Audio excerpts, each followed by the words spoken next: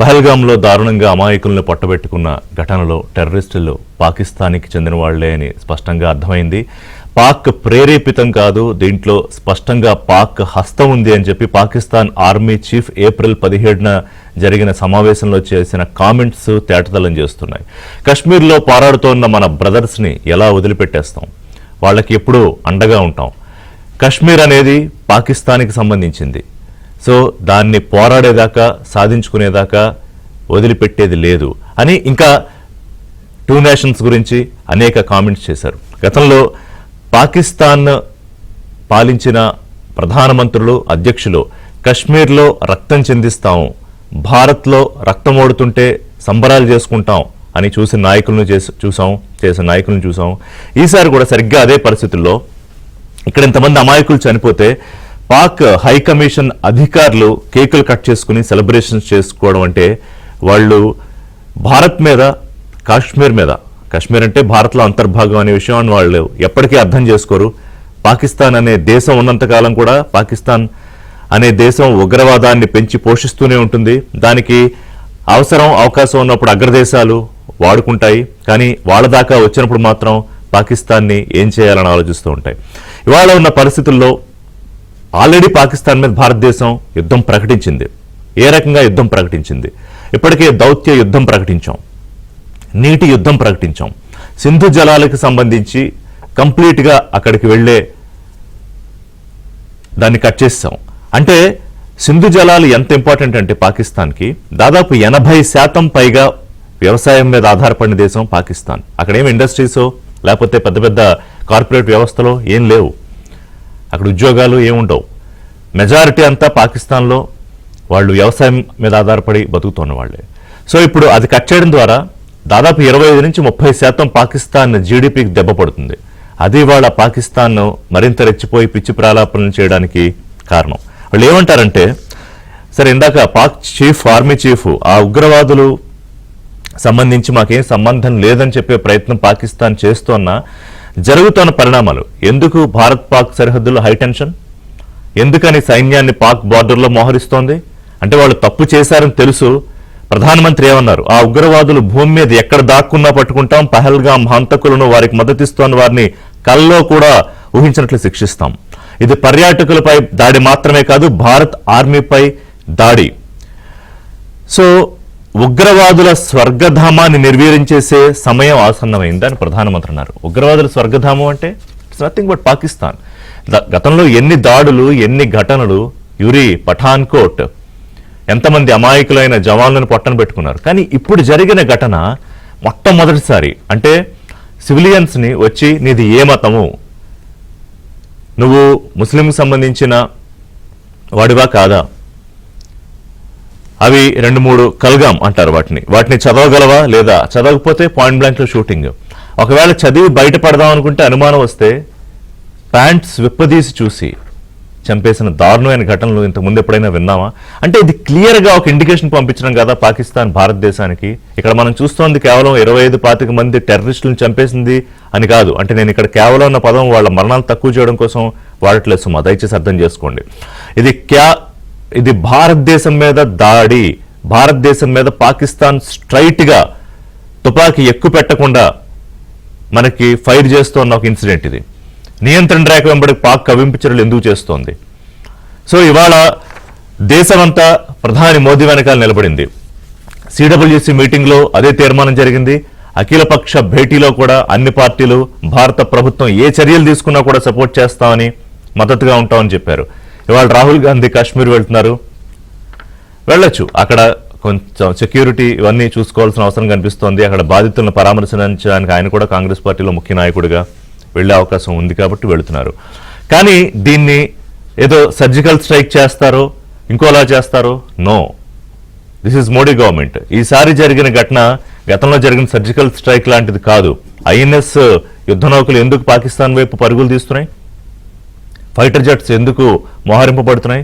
ఇదే టైంలో చూడండి, పాకిస్తాన్ కవింపు చర్యలు కాకపోతే క్షిపణి పరీక్షలు, అంటే గగనతలం air to air fire strike కోసం క్షిపణి పరీక్షలు, రాకెట్ లాంచర్స్ టెస్టింగ్ చేస్తోంది.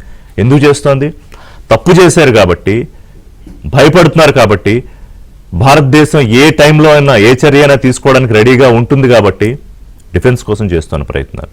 నేను చెప్తాను స్టాటిస్టిక్స్. నిజంగా యుద్ధానికే దిగితే కనుక భారత సైన్యం బలం ముందు పాకిస్తాన్ నిలబడుతుందా? ఇప్పటిదాకా ఎందుకు పట్టించుకోలేదంటే, ఇప్పుడు ఒక స్టూడెంట్ లేకపోతే ఒక పెద్ద కార్పొరేట్ సంస్థ డెవలప్మెంట్ కోసమో లేకపోతే మార్కుల కోసం ట్రై చేస్తూ ఉంటే ఎవరో చిన్న చిన్న డిస్టర్బెన్సెస్ క్రియేట్ చేస్తూ ఉంటారు. చదువుకునే పిల్లాడి ముందు ఏగలో దోమల్లాగా, లేదా పెద్ద పెద్ద కార్పొరేట్ సంస్థల ముందు ఎవరో చిన్న వడ్డీ కొట్టి పెట్టుకుని కాంపిటీషన్ అని ఫీల్ అవుతున్నట్టు. అది పాకిస్తాన్ భారతదేశం దృష్టిలో. కార్గిల్ యుద్ధం టైంలో కూడా డోంట్ క్రాస్ ది బార్డర్స్ అన్నారు వాజ్పేయి. ఎందుకంటే మనం అగ్రెషన్గా వెళ్ళాం, కానీ ఈసారి మనం సీజ్ ఫైర్ అమలులో నిలిపివేశాం, సింధు జలాలకు సంబంధించి ఆపేశాం, అంటే ఇప్పటికే దౌత్యోద్ధం ప్రకటించాం. ఇప్పుడున్నది మోడీ గవర్నమెంట్ ఏం చేయబోతోంది, ఈ చర్యలు ఏ విధంగా ఉంటాయి? సరే, అందరికీ ఆవేదన ఉంది, ఆక్రందన ఉంది. సోషల్ మీడియాలో విపరీతంగా అర్జెంటుగా పాకిస్తాన్ మీద యుద్ధాన్ని చేసేయాలి, పాకిస్తాన్ని ఎరాడికేట్ చేసేయాలి, అసలు మ్యాప్లో తుడిచిపెట్టేయాలి. నో, ఏం చేయాలో చెప్పడానికి మనం ఎవరము? భారతదేశం ఒక ప్రభుత్వం ఉంది, డిఫెన్స్ ఒక విధానము, సెక్యూరిటీ సభలు మీటింగ్లు జరుగుతున్నాయి. వాళ్ళు ఏ నిర్ణయం తీసుకున్నా మనందరం మద్దతుగా ఉంటాం.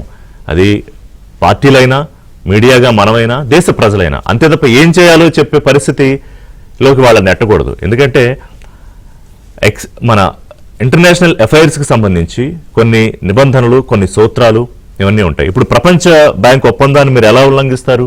సింధు జలాలు ఆపేయడం అని చెప్పి పాకిస్తాన్ మంత్రి మాట్లాడతాడు. ఇంకా ఏమంటాడంటే ఆయన, హిందువులు సయ్యద్ ఆదిల్ హుసేన్ ఇతనెవరు, హిందువులను చావు నుంచి తప్పించడానికి ప్రయత్నించి టెర్రరిస్టుల చేతుల్లో చనిపోయిన ముస్లిం. అంటే మనం మతం గురించి వాళ్ళు మాట్లాడి అడిగి చంపేశారు. కేవలం హిందువులను కాదు, హిందువులను ఎవరైతే రక్షించడానికి ప్రయత్నం చేశారో వాళ్ళని కూడా చంపేశారు. మా దేశంలోని ప్రధాన నగరాల్లో ఉగ్రదాడులకు భారత్ ప్రణాళికలు రచిస్తోంది. మా పౌరులే లక్ష్యంగా చేసుకుంటే భారత్ ప్రజలు కూడా ఇబ్బంది పడతారు. ఇదెవరు? పాకిస్తాన్ రక్షణ శాఖ మంత్రి ఖవాజ్ ఆసిఫ్ భారత్కి చేస్తోన్న హెచ్చరికలు. పాకిస్తాన్ ప్రధానమంత్రి ఇంకొకటి మాట్లాడతారు. అంటే దొంగే బయటకు వచ్చి దొంగ దొంగ దొంగ నడిచినట్టు ఆ ఉగ్రవాదులు భూమి మీద ఎక్కడ దాక్కున్నా పట్టుకుంటాం. పహల్గాం హంతకులకు, వారికి మద్దతిస్తున్న వాళ్ళకి, ఉగ్రవాదానికి స్వర్గధామంగా ఉన్న వాళ్ళని కూడా నిర్వీర్యం చేస్తాం. ఇది దేశ ప్రధాని దేశ ప్రజలకు ఇచ్చిన ఒక భరోసా. నల్లమోతు చక్రవర్తి గారు విశ్లేషకులు, ఫారిన్ అఫైర్స్ ఎక్స్పర్ట్. కల్నల్ వివి రావు గారు రిటైర్డ్ ఆర్మీ అధికారి, వారు 5 సార్లకు పైగా కశ్మీర్లో సర్వ్ చేస్తున్నారు. నమస్కారం చక్రవర్తి గారు, వివి రావు గారు. కాసేపట్లో కనిగంటి రమేష్ బాబు గారు జాయిన్ అవుతారు. కనిగంటి రమేష్ బాబు గారు విశ్లేషకులు, ఫారిన్ అఫైర్స్ ఎక్స్పర్ట్, వారు కూడా జాయిన్ అవుతున్నారు. కల్నల్ వివి రావు గారు, థ్యాంక్స్ ఫర్ జాయినింగ్ అండి. సో ఇక్కడ మాట్లాడుతున్న వాళ్ళందరికీ కన్నా కూడా, మాకన్నా లేకపోతే ప్రజలు బాధపడుతున్న వాళ్ళకన్నా మీకు చాలా ఎక్కువ సమాచారం ఉంటుంది, వెరీ ఫస్ట్ హ్యాండ్ ఇన్ఫర్మేషన్. ఎందుకంటే మీరు ఆ ప్రాంతాల్లో అనేక సంవత్సరాలు పనిచేసి ఉన్నారు. జరిగిన ఘటన చాలా దారుణం, దాని గురించి మాట్లాడుకున్నాం. అంటే బహుశా అంత ముందు కూడా 1-2 సార్లు జరిగినా కూడా ఈసారి పాకిస్తాన్ నుంచి వచ్చిన టెర్రరిస్టులు మతం కన్ఫర్మ్ చేసుకుని పాయింట్ బ్లాంక్లో కాల్చి పడేశారు. మన ముఖ్యమంత్రులు, మంత్రులు సంఘీభావంగా వెళ్ళారు, వాళ్ళని చివరి వరకు అంతిమయాత్ర సాగనంపారు. ఆ బాధ పోదు ఆ కుటుంబాలకి. వాళ్ళు అడుగుతున్న ప్రశ్న ఏంటంటే, సార్ ఏమిటి, ఎలాగ మాకు న్యాయం చేస్తారు? మీరు వచ్చారు, మాకు ఏదో ఎక్స్గ్రేషియాలు, ఉద్యోగాలు ఇవి కాదు, వీ వాంట్ రివెంజ్. ఒక తల్లి, ఆమె ఈ మధ్య పెళ్ళయింది, వారం కూడా అవ్వలేదు, అలాగే తండ్రిని కోల్పోయిన ఇంకొక అమ్మాయి. వాళ్ళ ఆవేదన ఎలా ఉందంటే, మాకు వాళ్ళ తలలు కావాలి. అలానే వాళ్ళ తలలు తీసుకొచ్చి వీళ్ళ చేతిలోకి ఇస్తారని కాదు. అంటే the intensity of the pain. ఏం చేయాల్సిన అవసరం ఉంది రావు గారు? అండ్ ప్రధానమంత్రి చేసిన వ్యాఖ్యలు ఏ ఇండికేషన్స్ ఇస్తున్నాయి?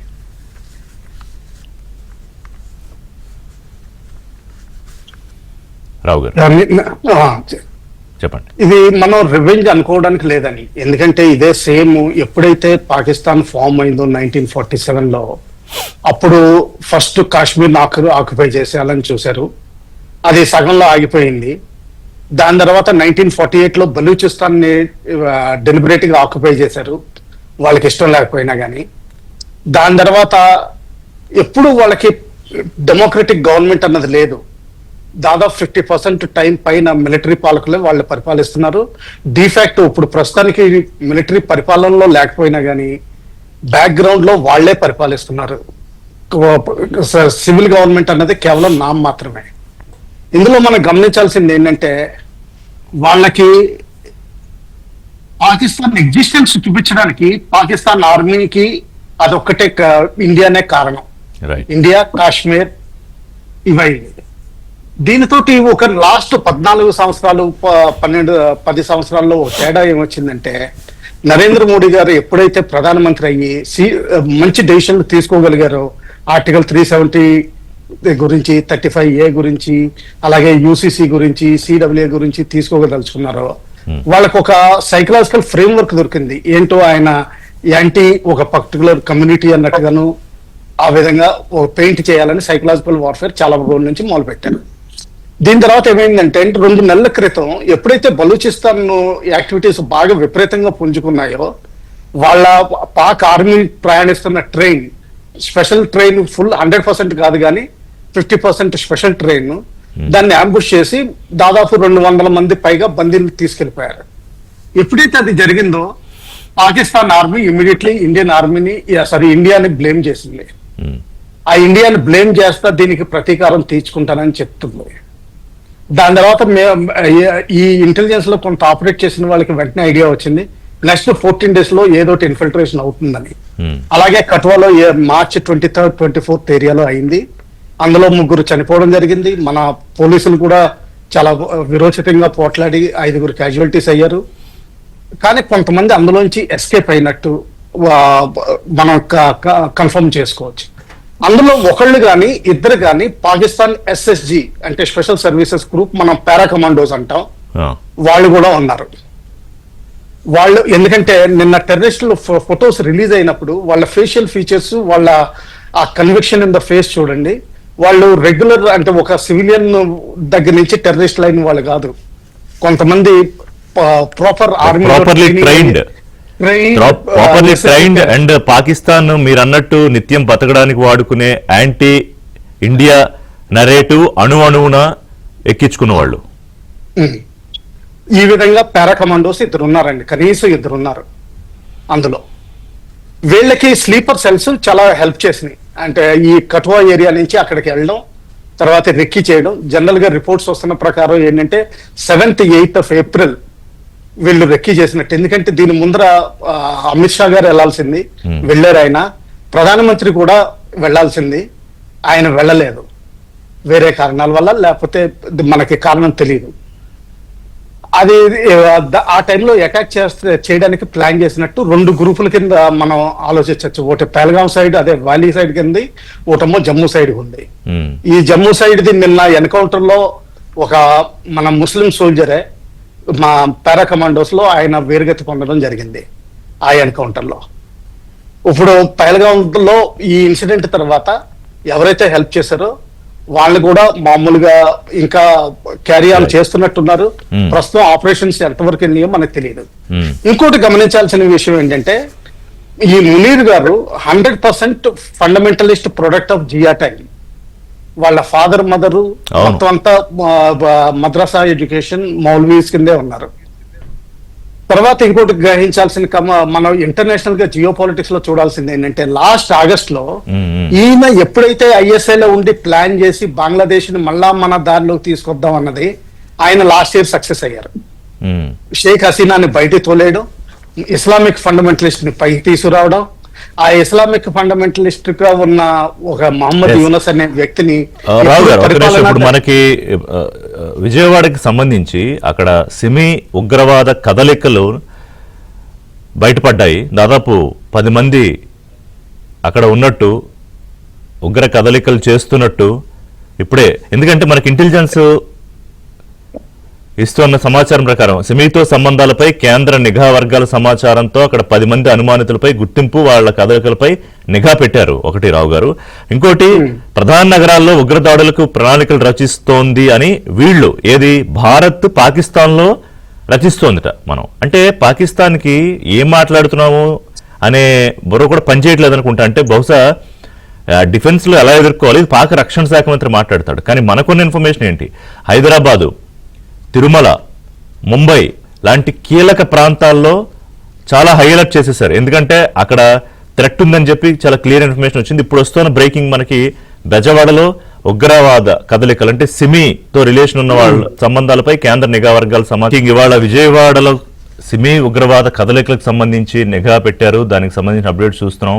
విజయవాడలో ఉగ్ర కదలికలు, అక్కడ రకరకాల పనులు చేస్తూ వాళ్ళు కేంద్ర నిఘా వర్గాల సమాచారంతో పరిశీలన చేస్తే బయటపడింది ఏంటంటే అనుమానితుల గుర్తింపు. వాళ్ళు ఒక్కొక్కరిలో ఒక్కొక్క పనులు చేస్తూ ఉంటారు. మన సినిమాల్లో చూస్తాం కదా, ఒక్కొక్కళ్ళు ఒక షెడ్లో ఎక్కడో, లేకపోతే ఇంకొకళ్ళు బెగ్గింగ్, ఇంకొకళ్ళేమో ఇంకొక మెకానిక్ అవతారం.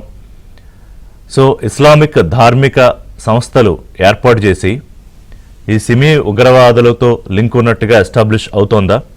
అలాగే హై అలర్ట్ ఏంటంటే ఇంటెలిజెన్స్ హైదరాబాద్తో పాటు తిరుమల, ముంబైలో కూడా హై అలర్ట్ ప్రకటించారు. ఎందుకంటే ఇన్ఫర్మేషన్ ఉంది, ఎప్పుడైనా ఏదన్నా జరగచ్చు అని. రైట్, చక్రవర్తి గారు, పరిస్థితి ఇలా ఉంటే మీరు చెప్పండి. బోర్డర్ దగ్గర ఇప్పుడు ఆల్రెడీ కవ్వింపు చర్యలకు దిగింది పాకిస్తాన్. కాల్పులు, ఆల్రెడీ ఎదురు కాల్పులు. నిన్న ఒక జవాను, భారత జవాను కూడా చనిపోయారు. అంటే తప్పు చేయకపోతే ఎందుకు భయపడుతోంది? ఎందుకు ముందే అన్నీ రెడీ చేసుకోవడం, బార్డర్ దగ్గర అంతా ప్రిపేర్డ్గా ఉండడం? అంటే భారత్ నుంచి ఏదో రియాక్షన్ ఉంటుంది, ఖచ్చితంగా గట్టిగానే ఉంటుందని తెలుసు కదా పాకిస్తాన్కి. ఇది చాలా క్లిష్టమైన సమస్య.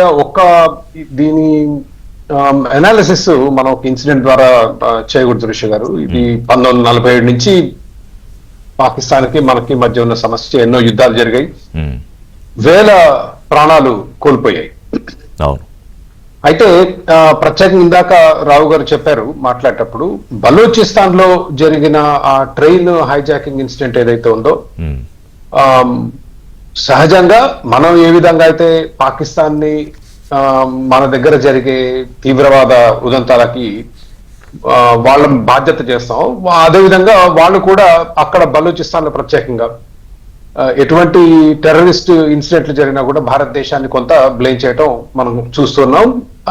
This has become worse. ఎట్లా అంటే 2016లో ప్రధాని మోడీ గారు బలోచ్ ప్రజలకి తన మద్దతు కన్నా కూడా వాళ్ళ గురించి మాట్లాడటం జరిగింది. సంఘీభావం ప్రకటించినట్టుగా మాట్లాడారు. So it has become more of unofficial. Pakistan ఏ విధంగా కశ్మీర్లో ఈ సెపరేటిస్ట్ వేర్పాటువాదులకు ఏ విధంగా అయితే సహకరిస్తుందో, బలోచ్ లో భారతదేశం అట్లా చేస్తుంది అనేది ఒక అభియోగం. అది ఎంతవరకు కరెక్టో తెలియదు. 2, అసీం మునీర్ మొన్న ఇచ్చిన ప్రసంగం, Pakistan army general, is very troubling.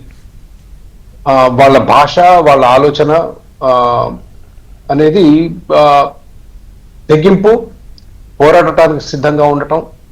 అంటే కాదు, ఏం చూసుకుని వాళ్ళు తెగింపు చక్రవర్తి గారు? అంటే మనం సైనికుల బలాబలాలు చూసుకున్నా కూడా అసలు సంబంధం లేదు భారత్కి పాకిస్తాన్కి. సో అంటే ఎందుకని రెచ్చగొడుతున్నారు? ఎందుకు ఇలాంటి కవింపు చర్యలు దిగుతున్నారు? ఏం కోరుకుంటుంది పాకిస్తాన్? అదే అంటున్నాను, ఇటువంటి ఉదంతాలు జరిగినప్పుడు, ఇటువంటి విషాదకరమైన ఘటనలు జరిగినప్పుడు మనందరి ఎమోషన్స్ చాలా హై ఉంటాయి. దానికి తగ్గట్టు కూడా మనది ప్రత్యేకంగా ప్రజాస్వామ్యం కాబట్టి ప్రజల అభిప్రాయానికి పాలకులు తలొగ్గాలి. కాబట్టి ఆ భాష, డెసిబల్ లెవెల్ బాగా పెరిగిపోతుంది. కొంచెం కుదురుగా ఆలోచిస్తే, మనకు పుల్వామాలో అటాక్ జరిగిన తర్వాత మీరు గుర్తుంటే మన ఇండియన్ ఎయిర్ ఫోర్స్ స్ట్రైక్ చేసాం, పాకిస్తాన్ పిఓకే దాటి స్ట్రైక్ చేసాం మొట్టమొదటిసారి ఒక ఉగ్రవాద ఇన్సిడెంట్ కి రెస్పాన్స్ గా. But they didn't stop, they also came back. వాళ్ళు దాడి చేశారు. పాకిస్తాన్ కి ధైర్యం ఏంటి అంటే, వాళ్ళ ప్రపంచంలో అన్ని దేశాలు ఇదే పోటీ. వాళ్ళకి అణు క్షిపణులు, అటామిక్ బాంబ్స్, న్యూక్లియర్ బాంబ్స్ ఉన్నాయి. కాబట్టి ఈరోజు యుద్ధ నీతి చాలా మారింది. మనకు విమానాలు, వాళ్ళకు విమానాలు, మనకు షిప్పులు, వాళ్ళకు షిప్పులు కాకుండా ఇది nuclear device is a big deterrent ఇతర దేశాలకు. చిన్న దేశం ఇప్పుడు నార్త్ కొరియా ఉంది, సౌత్ కొరియాతో పోలిస్తే ఆర్థికంగా చాలా బలహీనమైన దేశం. But they have a nuclear weapon. కాబట్టి యుద్ధాలకు వెళ్ళటం కన్నా యుద్ధం ఆపటం చాలా కష్టమైన పని. పాకిస్తాన్ లో టెర్రరిజంలో భారతదేశం కన్నా పాకిస్తాన్లో ఎక్కువ జరుగుతున్నాయి టెర్రరిస్ట్ ఇన్సిడెంట్లు. నేను గత 25 సంవత్సరాలు ఎంతమంది చనిపోయారు పాకిస్తాన్ లో టెర్రరిజంలో? మనలాగా ఇస్లామిక్ టెర్రరిజం, మళ్ళీ అది వేరే టెర్రరిజం కాదు. మన దేశంలో పాకిస్తాన్ నుంచి ట్రైన్ అయ్యి వచ్చిన వాళ్ళ టెర్రరిజం ఎట్లా ఉందో పాకిస్తాన్ లో కూడా అట్లా ఉంది. వాళ్ళు పాముని పాలు పెంచి పోషించారు. గత 25 సంవత్సరాల్లో వాళ్ళ దగ్గర 70,000 మంది చనిపోయారు. 70,000. భారతదేశంలో 48,000 give or take. So Pakistan కూడా ఈరోజు టెర్రరిజం అతిపెద్ద సమస్య.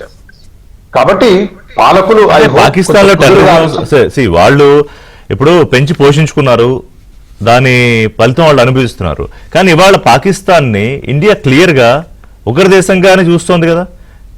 ఉగ్రదేశంగా డిక్లేర్ చేయాల్సిన సందర్భం ఇంకా రాలేదంటారా Chakravarthi garu? Still we have to wait and watch. ఉగ్రవాద దేశమే వాళ్ళు చేసేది గెరిల్లా వార్ఫేర్. గెరిల్లా వార్ఫేర్ కి కన్వెన్షనల్ వార్ఫేర్ ఎంతవరకు సమాధానం అనేది నా అనుమానాలు నాకున్నాయి.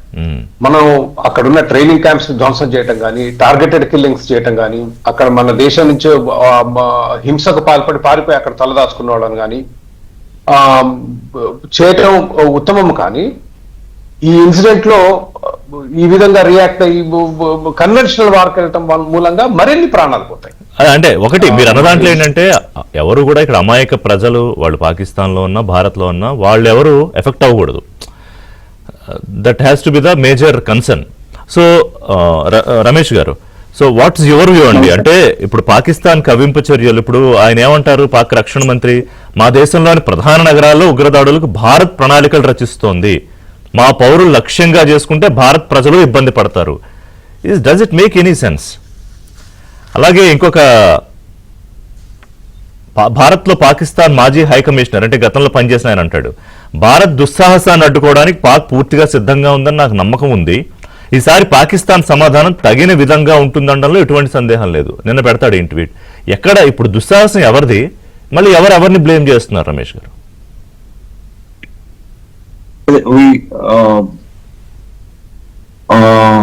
And I don't know where to start, how to start, and I have been working on counter-terrorism for the last 15-16 years.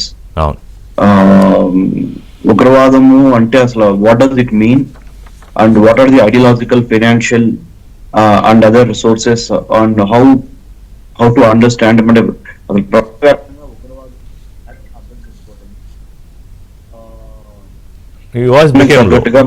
ఇప్పుడు ఎక్కడి నుంచి ఏంటి అనేది మాట్లాడతాము. అంటే దేర్ ఆర్ మెనీ థింగ్స్ అన్నమాట.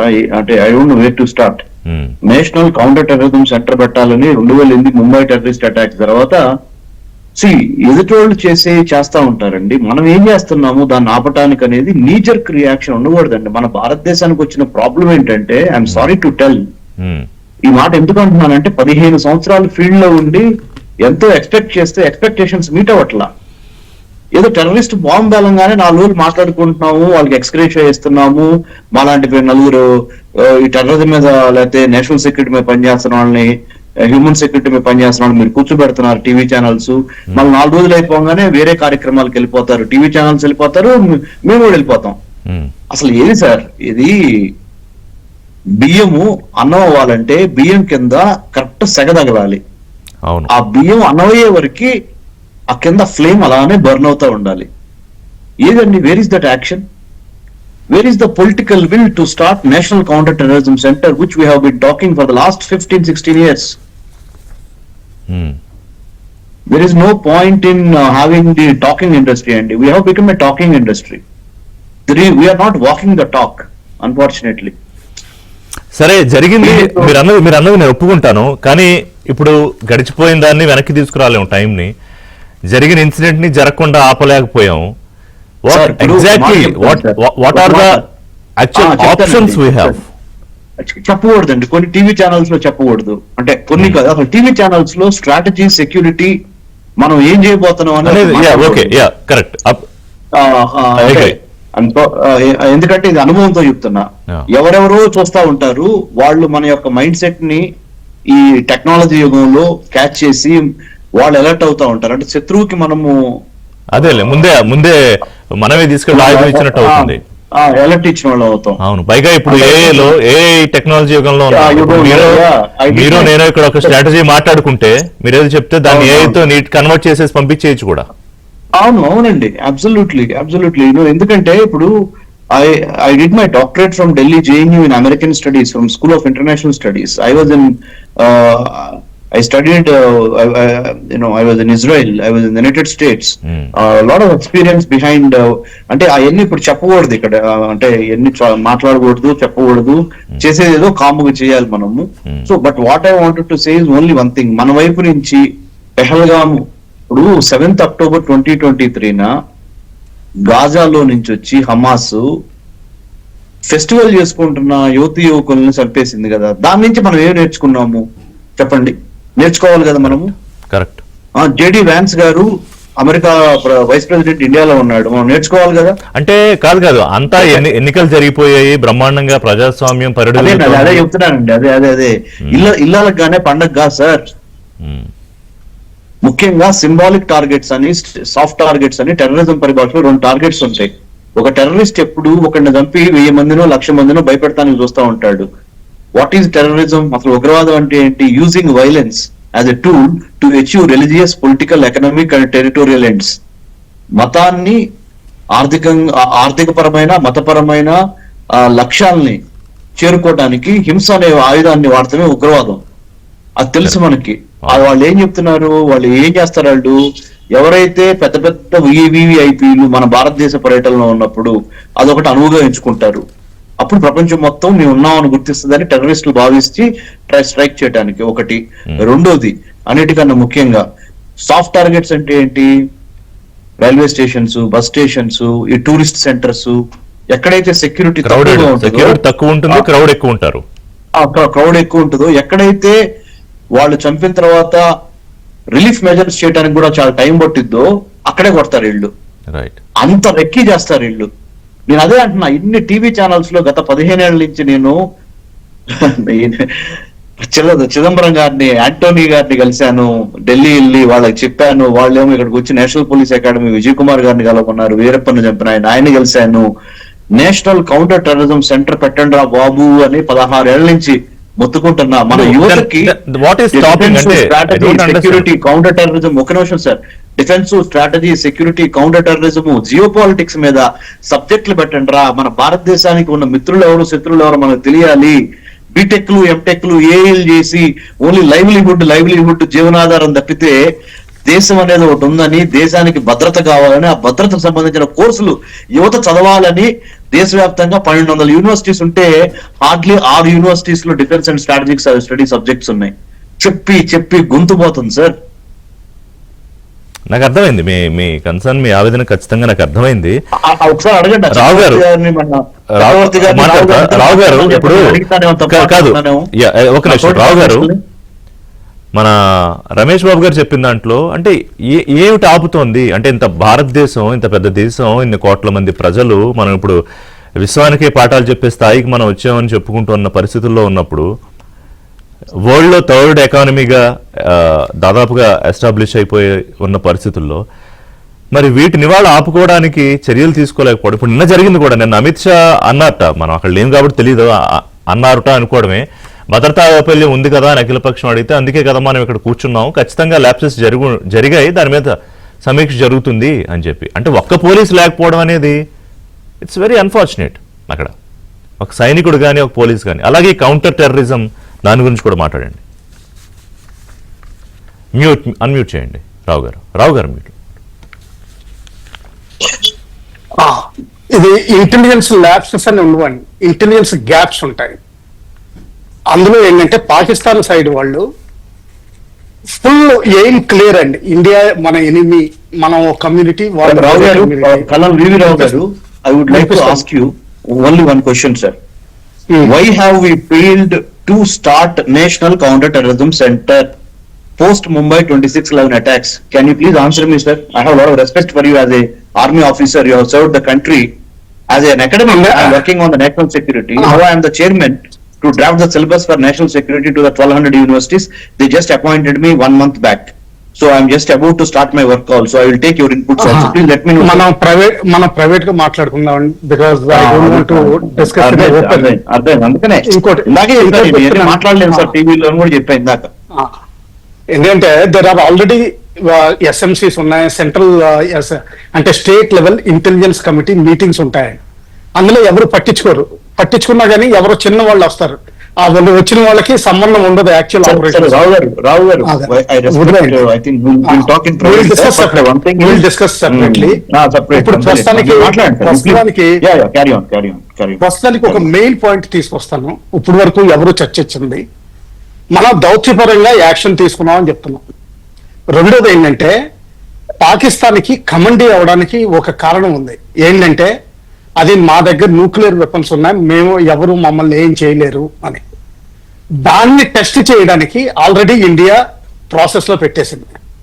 ఆ న్యూక్లియర్ డెటరెన్స్ ఎంతవరకు పనికి వస్తుందని, ఇది మీది పనికి రాకుండా చేసి పెడతామని ఆల్రెడీ స్టార్ట్ చేసింది. ఫస్ట్ ఈ రోజుని ఇంటర్నేషనల్ అంబాసిడర్స్ వాళ్ళందరినీ పిలిచి మీటింగ్ పెడుతోంది ఈ ఇన్సిడెంట్ గురించి ఎక్స్ప్లెయిన్ చేసి పాకిస్తాన్ ఇన్వాల్వ్మెంట్ క్లారిటీ ఇవ్వడానికి. రెండవది వెస్టర్న్ ఫ్లీట్ కరాచీకి దగ్గరలోకి చేరుకుంటుంది. వాళ్ళ కౌంటర్ న్యూక్లియర్ డాక్టర్ లో ఒక పదం ఉంది, ఒకవేళ కరాచీ బ్లాక్ అయిపోయి వాళ్ళ ఇంటర్నేషనల్ ట్రేడ్ బ్లాక్ అయితే వాళ్ళకి న్యూక్లియర్ వెపన్స్ వాడగలిగే క్షమత ఆర్మీకి ఉంది, అంటే పర్మిషన్ ఉంది. అదొకటి మనం టెస్ట్ చేస్తున్నాం. రెండవది ఇండస్ వాటర్ ట్రీటీ ఎప్పుడైనా సరే సస్పెన్షన్ లో పెడితే అది యాక్ట్ ఆఫ్ వార్ కింద లెక్క పెట్టి ఇండియా మీద అవసరమైతే అణ్వస్త్రాలు వాడడానికి పాక్ ఆర్మీకి పర్మిషన్ ఉంది, అది కూడా టెస్ట్ చేస్తున్నాం. మూడవది ఒకవేళ పాకిస్తాన్ లో ఏ పోర్షన్ అయినా సరే, బలూచిస్తాన్ ఇప్పుడు ప్రస్తుతం హాట్ గా నడుస్తున్నది బలూచిస్తాన్ ఎప్పుడైనా వేరుగుపడే అవకాశం ఉంటే అప్పుడు కూడా అణ్వస్త్రాలు వాడగలిగే వాళ్ళకి ఆల్రెడీ పర్మిషన్ ఉంది దాని డాక్టరీన్ ప్రకారం. ఈ మూడు మనం టెస్ట్ చేస్తున్నాం. ఎందుకంటే ఈ రోజు నేను మహారాణి బలూచ్ ఎవరైతే లీడింగ్ దాంట్లో ఉన్నారో ఆవిడ ఈ రోజుని నిరాహార దీక్ష మొదలెడుతోంది పాకిస్తాన్ జైల్లో, బలూచిస్తాన్ అచీవ్మెంట్ గురించి కూడా. సో ఈ విధంగా ఏంటంటే మనది కేవలం దౌత్యపరమే కాదు, ఇంటర్నేషనల్ కూడా ఇలాగే న్యూక్లియర్ డెటరెన్స్ కూడా వాళ్ళది ఎంతవరకు కెపాసిటీ ఉందని మనం టెస్ట్ చేయడానికి తయారుగా ఉన్నాం. తర్వాత మిగతా కల్చరల్ ఇవన్నీ ఆల్రెడీ నిన్న జరిగినాయి కొన్ని. అవును. ఇంకా సైకలాజికల్ ఇవన్నీ మొదలెట్టాలి. Psychological, cyber warfare, military doctrine ఇవన్నీ టెస్ట్ చేయాల్సి ఉంటుంది. సో ఎంతవరకు వెళ్తాయో మనం ఆలోచించాలి. అదే మీరు అన్న దాంట్లో ఏంటంటే ఇప్పుడు ఈ బెలూచిస్తాన్ దాదాపు 40% of the Pakistan land. So అంటే ఇప్పుడు చాలా చర్చలు ఏంటంటే అందరూ సలహాలు ఇస్తారు. ఇప్పుడు మనం ఏదో మన నల్లమూరి చక్రవర్తి గారు లేకపోతే రమేష్ బాబు గారు వీళ్ళు దీని మీద స్టడీ చేసి ఇయర్స్ టుగెదర్ మనం ఏదో వాళ్ళతో ఇన్పుట్స్ తీసుకునే ప్రయత్నం చేస్తున్నాం. బట్ సోషల్ మీడియాలో దీని మీద అందరూ ఎక్స్పర్ట్సే. వాళ్ళు ఇప్పుడు ఏమంటారు, బెలూచిస్తాన్ ఏర్పాటు దానికి అర్జెంటుగా మనం మద్దతు ఇచ్చేయాలి, వాళ్ళ సపోర్ట్ కూడగట్టుకోవాలి. ఇప్పుడు మీరు చెప్పిన పాయింట్స్ ఏవైతే ఉన్నాయో డాక్టరీన్ చాలా మందికి తెలియదు.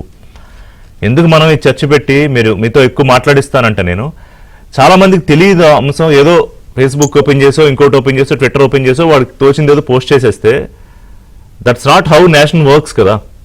సో ఈ విపత్తు సమయంలో అంటే విపత్తుని ఎందుకు వాడుతున్నానంటే ప్రధానమంత్రి ఇది ఏదో కేవలం టూరిస్టుల మీద చేసిన దాడి కాదు, దేశం మొత్తానికి ఒక హెచ్చరిక పంపించింది, ఎవరిని వదిలిపెట్టమని చెప్పి. సో ఈ సందర్భంలో అందరూ రాజకీయ పార్టీలు అందరూ కూడా ఒక తాటి మీదకి వచ్చారు. రాహుల్ గాంధీ అయినా లేకపోతే ఇంకొక పార్టీ అయినా కేంద్రం ఏ నిర్ణయం తీసుకున్నా కూడా మద్దతిస్తాము. అది ఏ నిర్ణయం ఏం తీసుకుంటుందనేది ఇందాక రమేష్ గారు చెప్పినట్టు మనం టీవీ చర్చల్లో డిసైడ్ చేసేసో లేకపోతే సోషల్ మీడియాలో డిసైడ్ చేసేసో ఆ స్థాయి కాదు. దానికో వ్యవస్థ, దానికో వ్యవహారం అన్నీ ఉంటాయి, వాళ్ళు ఆ పద్ధతిలో వెళ్తారు. కానీ రాబర్ట్ వధేరా లాంటి కొంతమంది చేసే వ్యాఖ్యలు కొంచెం ఆశ్చర్యకరంగా ఉంటాయి. ముస్లింలు ఇన్సెక్యూరిటీతో ఉన్నారు దేశంలో, మరి ఇలాంటి దాడులు జరగడానికి బహుశా అదొక కారణమేమో చెక్ చేసుకోవాలంటాడు ఆయన. ఏం మాట్లాడతారు అంటే ఇలా ఒకళ్ళు మాట్లాడితే ఇంకొకరు మొదలు పెడతారు. నిన్న ఇప్పుడు పొద్దున మనం టెలికాస్ట్ చేస్తాం, అసోంలో ఒక ఎమ్మెల్యే ఆయన కూడా కొంచెం వ్యతిరేక వ్యాఖ్యలు చేస్తే దేశద్రోహం కేసు మీద ముఖ్యమంత్రి అరెస్ట్ చేయించారు ఆయన్ని. సో ఇట్లాంటి బ్యాచ్ కూడా కొంతమంది ఉంటారు. రైట్ చక్రవర్తి గారు, సో ఈ విషయంలోకి వస్తే ఇప్పుడు టెర్రర్ అణిచివేయడానికి వార్ ఆన్ టెర్రర్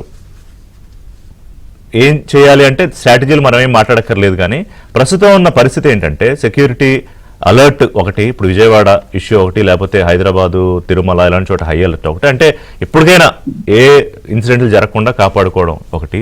దాంతోపాటు ఈ సిమ్లా ఒప్పందం రద్దు ఏదైతే ఉందో అది ఒకవైపు మనం ఇందాక వారు చెప్పినట్టు సింధు జలాల నిలిపివేత అనేది వాళ్ళకి తాగు, సాగు, లేకపోతే విద్యుత్ ఉత్పత్తి ఇవన్నీ కూడా ఇంకా ఉక్కిరిబిక్కిరైపోతుంది.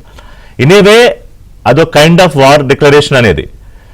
అటువైపు నుంచి సిమ్లా ఒప్పందం రద్దు కూడా అంతే కదా పాకిస్తాన్ వైపు నుంచి. సో ఇండస్ వాటర్ ట్రీటీ రద్దు అనేది చాలా పెద్ద విషయం. నేను విన్నది దాదాపు 25% వ్యవసాయ భూములకి ఈ ఈ నదులు 3-4 నదుల నుంచి వెళ్లే నీళ్లు వాళ్ళు వాడతారు. అయితే మనం రద్దు చేసినంత మాత్రాన రేపే నీళ్లు ఆగవు. దాని మీద మళ్ళా మనం డ్యామ్లు కట్టాలి, కెనాల్స్ కట్టాలి, వాటిని ఇరిగేట్ చేసుకోవాలి. దానికి చాలా పెద్ద ఇన్ఫ్రాస్ట్రక్చర్ ఉంటుంది. కాకపోతే రద్దు చేసుకున్నా అంటే వాళ్ళకి సంకేతం వెళ్తుంది. కరెక్ట్. ఇక అందరూ కొంచెం కుదురుగా ఆలోచించవలసింది ఏంటి అంటే, ఈ టెర్రరిస్ట్ సమస్యకి ఎటువంటి దీర్ఘకాలిక పరిష్కారం ఏంటి అనేది నెంబర్ 1.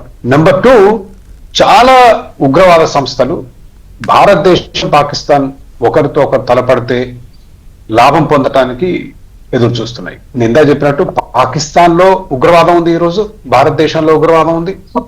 పాకిస్తాన్ వాళ్ళ దేశంలో ఉగ్రవాదాన్ని కంట్రోల్ చేయలేకపోతుంది. పాకిస్తాన్ లో ఎక్కువ మంది చనిపోయారు భారతదేశం కంటే. కాబట్టి మనం 1-2 సార్లు ఆలోచించుకోవాల్సిన అవసరం ఉంది. ప్రజల ఈ ఎమోషన్స్ ఏవైతున్నాయో ఆర్ ఎట్ వెరీ హై. ఏ విధంగా అయితే చంపారు అక్కడ భారతీయుల్ని చాలా క్రూరంగా, వాళ్ళ బట్టలు తీసేసి, మతాలు అడిగి, భార్యలు చూస్తుంటే భర్తలు చంపటం, ఇట్లా దారుణంగా చంపారు. కాబట్టి emotions are very high. Now the question is, దీన్ని పాకిస్తాన్ ప్రభుత్వం కానీ, పాకిస్తాన్ ఆర్మీ కానీ, పాకిస్తాన్ మిలిటరీ కానీ దీంట్లో వాళ్ళు సపోర్ట్ కానీ, స్పాన్సర్ కానీ, ట్రైనింగ్ కానీ చేసి పంపించారా అన్నది తేలాలి. It's an investigation. మనకి కాదు, కేంద్రం చాలా నేరుగా చెప్తోంది కదా, ఇవాళ దాన్ని ఎస్టాబ్లిష్ చేయడానికి, ప్రపంచం ముందు పెట్టడానికి ప్రయత్నం చేస్తుంది. ఇంకా దాంట్లో ఇంకా అనుమానాలు ఎందుకున్నాయి చక్రవర్తి గారు? మనకు ఇంతవరకు ఆధారాలు, పక్క ఆధారాలు రాలేదు. మనకి ఇన్సిడెంట్ అయి 3-4 రోజులైంది. ఇట్లాంటి ఇన్సిడెంట్లు మీరు ఎవరు ఇంతవరకు టెర్రరిస్ట్ దొరకలేదు.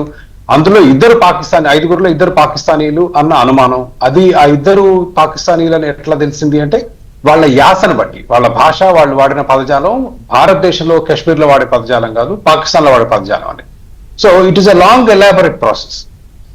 ఇవన్నీ అయిపోగా ఈ ఉగ్రవాదానికి పరిష్కారం ఏంటనేది కూడా కుదురుగా ఆలోచించారు. కన్వెన్షనల్ వార్ ఈ రోజు ఈ ప్రపంచంలో, ఇప్పుడున్న ప్రపంచంలో దానికన్నా టాక్టికల్ వార్, పాకిస్తాన్ లోకి వెళ్ళటం, అక్కడున్న ఉగ్రవాదులను గుర్తించడం, అక్కడున్న ట్రైనింగ్ క్యాంప్స్ ని టార్గెటెడ్ గా డిస్ట్రాయ్ చేయటం, procedures like surgical strikes or like Israel బాగా చేస్తుందండి. ఇతర దేశాల్లోకి ఒక 10 మందినో 15 మందినో ఎలీట్ ఫోర్స్ ని పంపించి, ఇప్పుడు పాకిస్తాన్ మనకి ఎప్పటికి తెలుసు దావూద్ ఇబ్రహీం ఉన్నాడని, మనం ఏమి చేయలేకపోతున్నాం.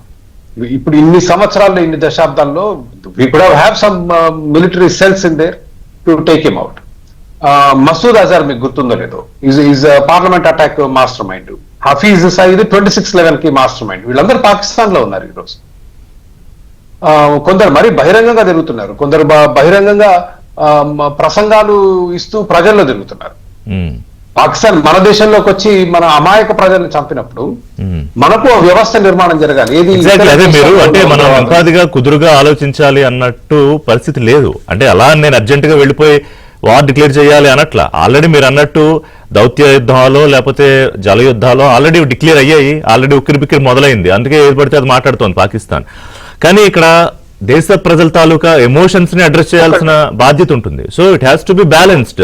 రమేష్ గారు ఒకటి గుర్తుపెట్టుకోవాలి ఋషి గారు, పాకిస్తాన్ బలహీనమైన దేశం. పాకిస్తాన్ వాళ్ళు కోల్పోయేది చాలా తక్కువ యుద్ధాల్లో, తెగింపు, వాళ్ళలో తెగింపు ఎక్కువ. ఎందుకు? వాళ్ళు పోయేదే ఉంది.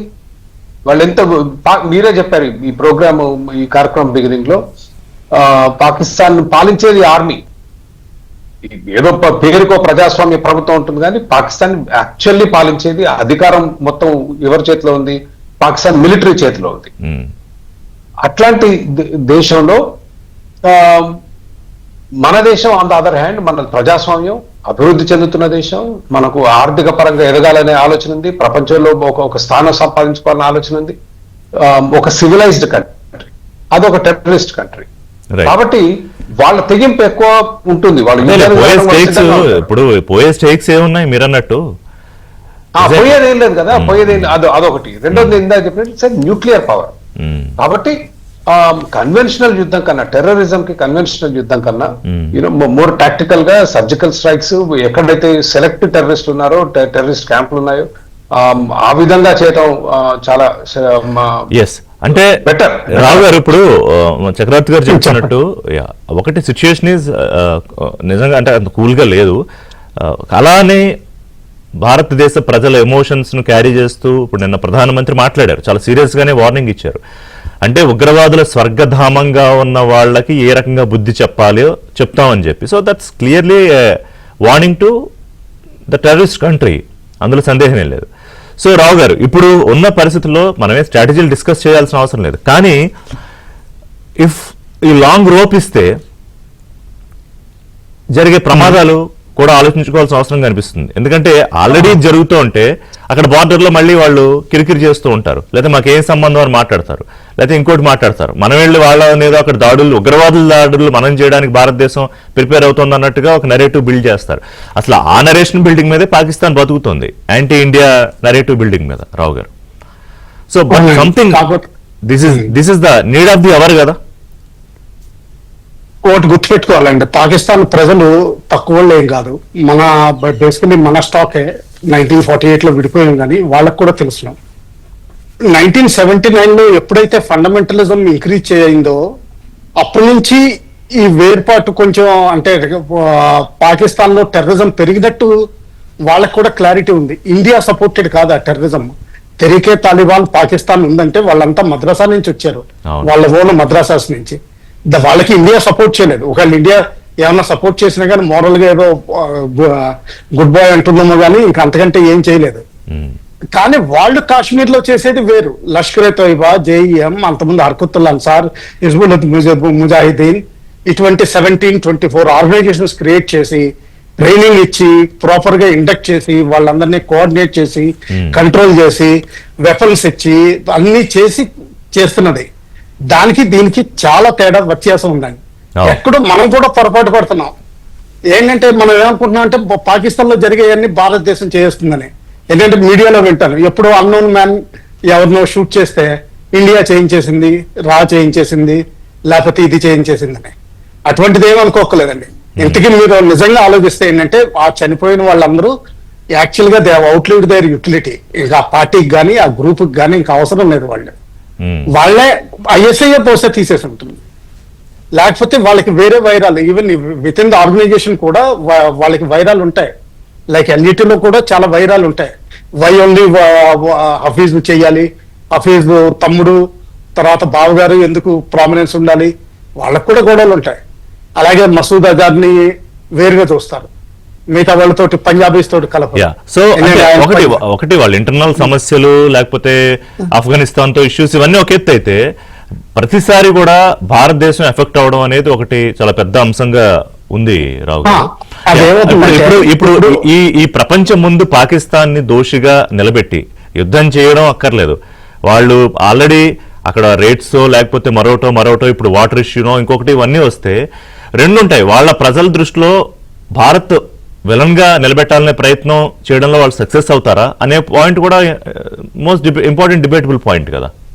మీరు ఇంకొంచెం హిస్టరీ రివైజ్ చేస్తే మన్మోహన్ సింగ్ గారి పాలసీ కూడా అటువంటిదే. లెట్ టైం టెల్ అనేవారు ఆయన. ఇప్పుడు అదే ఆయన ఏది యాక్షన్ తీసుకోకుండా let time decide and పోస్టరిటీ decide అనేవారు. సో మనం ఇప్పటి వరకు ఆలోచించుకుంటూ వచ్చాం. కాకపోతే ఏంటంటే నేను లాస్ట్ ఆగస్ట్ నుంచి చెప్తున్నాను, బంగ్లాదేశ్ టైంలో బంగ్లాదేశ్ లో ఈ ఫండమెంటలిజం పెరగడానికి పాకిస్తాన్ కారణం. వాళ్ళు ఏమంటున్నారంటే ఇన్నేళ్లు 1971 వరకు తర్వాత 2024 వరకు వెస్ట్ ఈస్టర్న్ సైడ్ నుంచి మనకి ఏం ప్రాబ్లం రాలేదు. నదీ జలాల దగ్గర కానీ ట్రేడ్ దగ్గర కానీ ఎక్సెప్ట్ ఏదో అది వాళ్ళు సక్సెస్ అయ్యారు. దానివల్ల వాళ్ళకి కొంచెం కాన్ఫిడెన్స్ పెరిగిపోతుంది. అంటే ఇది మనం రెండు సైడ్లు ప్రెషర్ పెట్టి ఇండియాలో ఉన్న 5 స్టేట్స్ ఏదో ఉన్నాయి, out of 29 states plus 6 union territories లో 5 స్టేట్స్ కొంచెం యాంటీ సెంట్రల్ గవర్నమెంట్ గా చేస్తా ఉంటాయి. అదే స్టేట్స్ లో మీకు మేజర్ ఈ సిమి అన్నారు. సిమి ఎప్పుడో 2004 లో బ్యాన్ అయింది, కానీ వాళ్ళంతా పిఎఫ్ఐ లోకి మారిపోయారు. ఈ పిఎఫ్ఐ యాక్టివిస్ట్ మోస్ట్లీ కేరళలో చేస్తారు, వెస్ట్ బెంగాల్ లో చేస్తారు, కొంచెం వస్తున్నారు. రావు గారు ఇంకా అంటే మెనీ ఇష్యూస్ టు కమ్. ఇప్పుడు ప్రస్తుతం కాసేపట్లో జమ్మూ కాశ్మీర్ కు భారత ఆర్మీ చీఫ్ వెళుతున్నారు. అక్కడ కొంచెం ఎల్ఓసి దగ్గర ఉన్న పరిస్థితి ఆరా తీయడానికి ఏ రకంగా ప్రిపరేషన్స్, ఖచ్చితంగా సంథింగ్ ఈజ్ హ్యాపెనింగ్. అదేంటో మనకు తెలుస్తుంది రానున్న కొద్ది గంటల్లో, లేకపోతే 1-2 డేస్లో దాని మీద మళ్ళీ